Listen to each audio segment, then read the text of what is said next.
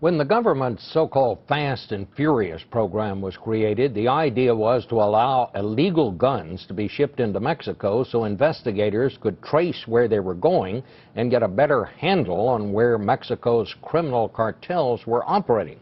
But the program has been a disaster. The guns have been linked to killings of Mexican officials, and now it appears that Attorney General Eric Holder knew a lot more about it than he recently told Congress. Here's Cheryl Atkinson.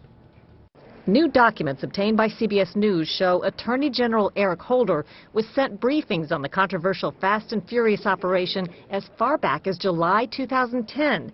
That directly contradicts his statement to Congress. Listen to what Holder told a Judiciary Committee hearing on May 3rd this year. I'm not sure the exact date, but I probably heard about Fast and Furious for the first time over the last few weeks. Yet internal Justice Department documents show that at least 10 months before that hearing, Holder began receiving frequent memos discussing Fast and Furious. They came from the head of the National Drug Intelligence Center and Assistant Attorney General Lanny Breuer.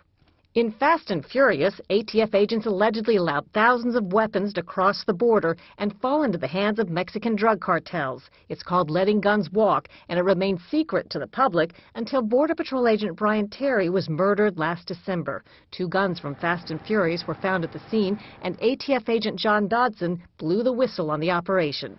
Ever since, the Justice Department has publicly tried to distance itself. But the new documents leave no doubt that high-level justice officials knew guns were being walked. 2 Justice Department officials mulled it over in an email exchange October 18, 2010.